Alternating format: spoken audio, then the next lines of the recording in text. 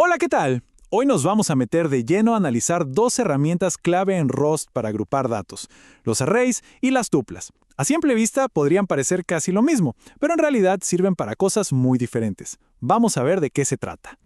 A ver, la pregunta del millón es, si tenemos un montón de valores, ¿cómo los juntamos en un solo lugar, en una sola variable? Para eso, Rust nos da lo que se llaman tipos de datos compuestos. Y los dos principales, los más básicos, son justo los que vamos a explorar hoy. Y miren, aquí está la clave de todo, en una sola imagen. Los arrays son colecciones de tamaño fijo donde, y esto es súper importante, todos los elementos tienen que ser del mismo tipo, sin excepciones. Por otro lado, las tuplas también tienen un tamaño fijo, pero nos dan la libertad de que cada elemento sea de un tipo diferente, o sea, podemos mezclar de todo, y esa es la distinción que lo cambia todo. Bueno, esta es nuestra hoja de ruta. Primero, una intro a cómo agrupar datos.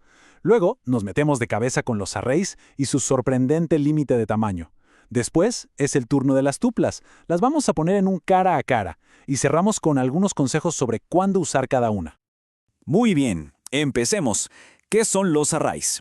Imaginen una de esas estanterías con un montón de cajoncitos idénticos, todos en una fila ordenada. Bueno, eso es, en esencia, un array. Ahora, si nos ponemos un poco más técnicos, un array en Rust es una colección de elementos. Primero, su tamaño es fijo. Segundo, todos los elementos son del mismo tipo. Y tercero, se guardan en la memoria uno justo después del otro. Su firma de tipo es llave T, N. La T es el tipo de dato, por ejemplo, un número, y la N es la cantidad de elementos. Y ojo, este número N, el compilador tiene que saberlo sí o sí desde el principio. Y este ejemplo lo deja súper claro. Usamos let, array, después le decimos al compilador qué estamos creando, entre corchetes y 32, 5, que se traduce como un array de 5 elementos, y todos son enteros de 32 bits. Finalmente, le damos los valores entre corchetes. Sencillo, ¿verdad? Ok, repasemos sus características principales. Todos los elementos del mismo tipo, eso ya quedó claro. El tamaño es fijo, no cambia. Al estar en memoria uno tras otro, son súper eficientes. Para acceder a un elemento, se usa su índice, como ARR0. Y algo importante, se pueden cambiar los valores, pero no se pueden añadir ni quitar elementos. Y un truco muy útil. Podemos inicializar un array con un valor por defecto. Por ejemplo, 10, 5 entre paréntesis, crea un array con 5 dieces. Y aquí es donde la cosa se pone realmente interesante. Si el tamaño de un array tiene que conocerse desde el principio, uno se pregunta, ¿cuál es el límite? ¿Qué tan grande puede llegar a ser un array? Esta cita de un usuario de Stack Overflow es simplemente genial. Alguien intentó crear un array descomunal y le respondieron con esta pregunta. ¿Tienes 137 mil millones de gigabytes de memoria? Porque eso es lo que necesitarías. ¡Wow! 137 mil millones de gigabytes. Eso nos da una idea de la escala de la que estamos hablando. Y este es el código que provocó esa respuesta. Un desarrollador intentó crear un array de enteros de 64 bits. Pero como tamaño, en lugar de poner un número normal, usó el valor máximo que puede tener un entero de 64 bits sin signo. Eso es más de 18 quintillones de elementos. ¡Una locura! La respuesta del compilador de Rust fue muy reveladora. No dijo, no tienes suficiente RAM. Dijo algo mucho más profundo. El tipo es demasiado grande para la arquitectura actual. Y la palabra clave aquí, la que lo explica todo, es arquitectura.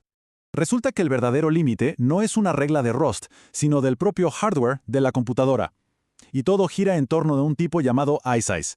Piensen en isize como un entero que tiene el mismo tamaño que un puntero de memoria en el sistema. O sea, 32 bits en sistemas de 32 bits y 64 en sistemas de 64.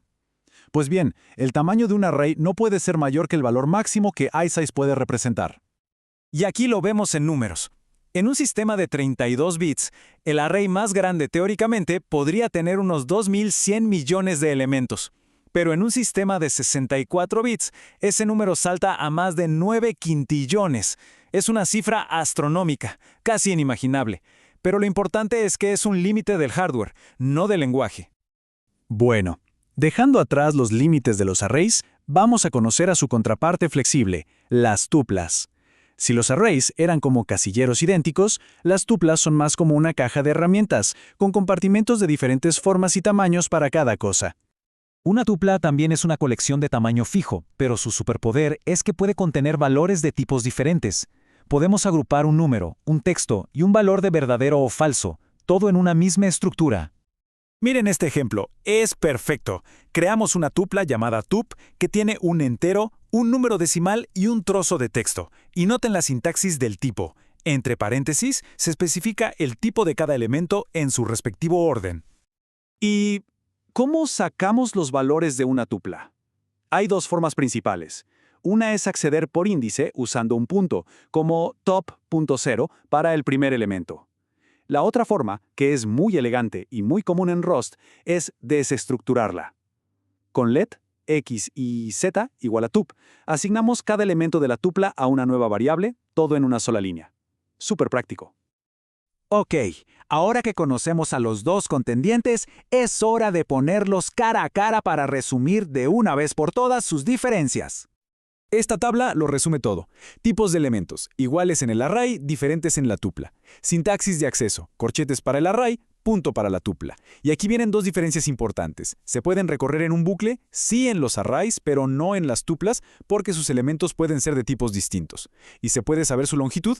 Solo los arrays tienen el método .len.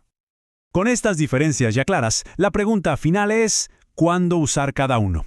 Al final, se trata de elegir la herramienta adecuada para el trabajo que tenemos entre manos.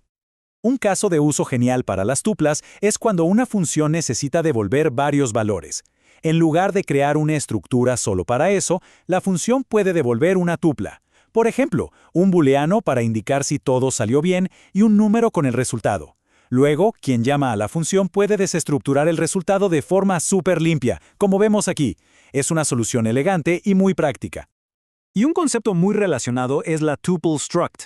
Es como una tupla pero con un nombre. Por ejemplo, struct entity u64. Esto lo usan mucho los creadores de librerías para envolver un valor, pero manteniendo ese valor interno como privado. De esta forma controlan cómo se accede a él y se modifica, ocultando los detalles. Es un patrón de diseño muy potente. Y así llegamos al final. Hemos visto que los arrays y las tuplas son herramientas muy útiles para agrupar datos, pero las dos comparten una limitación clave: su tamaño es fijo.